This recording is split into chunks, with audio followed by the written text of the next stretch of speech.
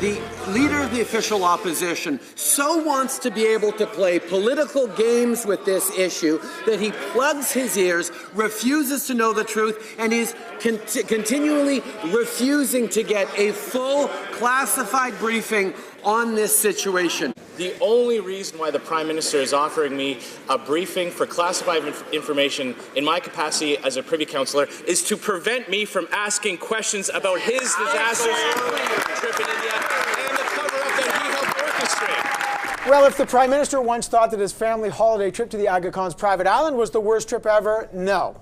The Ethics Commissioner didn't like that trip, but the Prime Minister was wrong because his trip to India is now proving to be even more damaging. This time because the Liberals sent out their National Security Advisor, a guy named Daniel Jean, to tell journalists that rogue elements inside the Indian government were somehow behind a controversy surrounding an attempted murderer and a former Sikh separatist and his invitation to a key dinner with Trudeau. There's never been any proof of this conspiracy, but I can tell you behind the scenes, government officials are still telling me and others that they believe it. No one will give us any details publicly, even though the Foreign Affairs Minister, Chrystia Freeland, said on this very program that the invite was merely an honest mistake. This is why the Conservative leader, Andrew Scheer, is now demanding that the key players all testify publicly about what happened. That's not going to happen. Does the public have the right to know? Let's dig into that. Joining us on an Easter Sunday, Liberal MP Marco Mendicino, NDP MP Nathan Cullen, and in Toronto Conservative Deputy Leader Lisa Raitt. First of all, happy Easter. Happy Easter and happy Passover. Thank you. Happy Easter. Don't get along anymore now, but that was nice. Nice moment. That was it. Marco, just straight up, your government has now supported the National Security Advisor who's told journalists there are rogue elements. That's all we know. Why doesn't the public have the right to know more? Well, look, the appropriate forum to have this conversation is the National Security Intelligence Committee of Parliamentarians. This is a new committee which has been long called for by Canadians to elevate the level of transparency. It's a place where we can give a proper briefing to the leader of the official opposition. Interestingly enough, he doesn't seem to care about the truth. He doesn't seem to care about the facts. Interestingly enough, hold on. Why could journalists just, I get that because you've said it all week.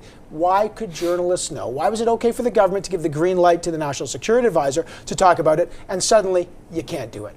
What we're proposing to do is to give Mr. Scheer all of the facts. He's not interested in them. And that's because the only thing he wants to do, Evan, is play politics with national security. The Conservatives are good at that. And the problem is that we're missing the opportunity to debate things like important gun legislation, which is going to keep communities safer. It also prevents the government from being able to get allocation. Well, sorry. You said no one's better at time allocation than Conservatives. I don't want to get too far afield. We're not getting the priorities because the opposition continue to play games. Let me bring in Lisa Raitt. This is the answer that they said there's an opportunity for Andrew Scheer to find out about it. Do you buy that, Lisa Raitt? No, I don't, because all that it does is it buys Andrew Scheer's silence. And the reality is you put it perfect, Evan. If reporters were allowed to hear it, why can't the Canadian public hear it? And we would like the Canadian public to hear whatever it was that the National Security Advisor deemed okay to tell the press gallery. And I think that's a very simple request. And for the life of me, I do not understand why the Liberals keep dancing around this. This should be something very simple. And if he has something that he can't tell when he's testifying at the committee, Mr. Jean can easily say, I'm sorry, I can't divulge that, and then we'll just move on from there. But let's at least have him appear. They're not even letting him go. Parliament has asked for this briefing. This is an appropriate request. Mr. Trudeau, when campaigning, talked about his respect for Parliament, how Mr. Harper didn't. This is an amazing opportunity for the Prime Minister to actually walk that talk and allow his security advisor to do for parliamentarians what the Prime Minister's office asked him to do for reporters. You can't say, oh, we'll go into this secret meeting that only MPs can go into that no one can ever then talk about, but it's okay for him to walk to the back of a plane with a bunch of journalists and microphones to spin this conspiracy theory. It's very frustrating for Canadians who believe Mr. Trudeau was going to be different about this, and he's being actually, in some ways, worse. Okay, Marco Mendicino, we've gone back and forth about that, but then there's been another situation, and I wonder if this is a pattern for your government, because this week your government expelled 4 Russian diplomats, and let me just use the words. They have used their diplomatic status to undermine Canada's security or interfere in our democracy. Big allegations. How have they interfered in our democracy? How have they undermined our security? Why don't we have the right to know these fundamental questions?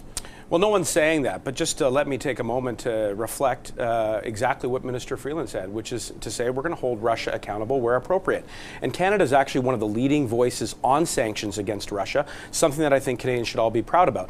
But when it comes to the subject matter that you've raised today, look, Canadians need to understand how Parliament works. We create committees of parliamentarians to address issues of national security. This new committee is the appropriate forum to do that. It doesn't necessarily mean that every question which will be put forward won't be discussed in public, but what it does do is it allows a space within which parliamentarians who are sworn into the Privy Council, who we trust to have conversations around national security, can ask the questions. I'm just trying to ask, I'm not a member of Parliament. Mr. Scheer doesn't want to know the answers to the questions. Okay, I want the others, but sir, I'm not a member of Parliament. But when the foreign minister says Russia's trying to undermine our security and interfere in our democracy, it's big news. Doesn't she have the obligation to tell us out? In the United States, they have allegations, and guess what they do? They have open hearings. You're supposed to be a transparent government. Right. When you say things like that, you think the public's just going to go, boy, I guess they'll just take care of it in private.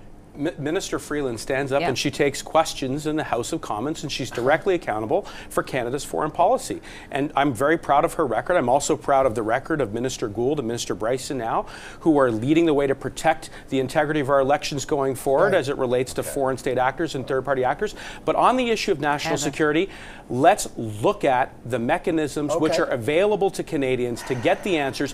Put the pressure on Mr. Scheer. Why doesn't he want to know the truth? Well, Lisa Raitt, I want you to answer on that. Come on. Go ahead. If, in fact, there are the same charges and allegations between the Russians and the people of India, the people of the Indian government, where is the statement from the minister on what she's going to do about it then? If this is such a terrible thing that the National Security Advisor had to tell the Canadian press about, what is the repercussion? And quite frankly, what all I know right now is that the Indian government, well, they fired off a pretty strongly worded missive over to you guys in the Liberal government, and I've heard nothing about it since. And I don't even know how much this has actually harmed our relationship between Canada and India. So to go to the Russia, because that's where your comment was, the Russian issue, as we now know, having seen the Americans be more transparent about their problems with Russia interfering in their election, our federal government just made the exact same accusation against Russia.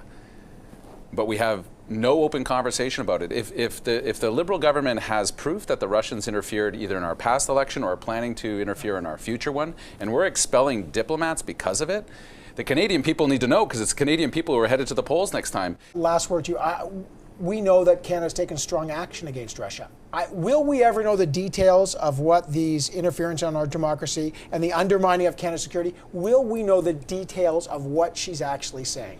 What did they do? This government has raised the levels of openness and transparency in ways that are completely unprecedented. Show me by answering my question. We have done so by being open with members of the press. We have done so by taking questions. We have done so by publishing mandate letters. There are many. Just to answer that question, will we know? Will we know? That's all I'm asking. And will we ever know what the interference from the Russians Minister was? Freeland and Minister Goodale have been very transparent about what the status of our national security is, and will continue to be. And when it comes to last word on games, though, Canadians want to know why we're wasting time in Parliament. Ask those questions to Conservatives, because instead of actually debating the priorities when it comes to the economy, we're actually just seeing them not show up. The leader puts out the government has to answer questions. The leader puts out a rally cry. We're going to show Canadians what matters, and they don't show up. Here was an opportunity to be open and transparent. Right now, you were just asked a direct question. I gave a very clear answer. No, you did not. Okay. You were made an allegation that's been made by your government. We're asking for proof, and you tell us spin. Okay, I got to leave it there. It is Eastern Passover, so this will not, I tell you, be our last panel on that. The Marco Mendicino, Nathan Cullen, Lisa Raitt. Hope you and your families are well this weekend. And thanks to you for coming as well, in. Evan. Thanks.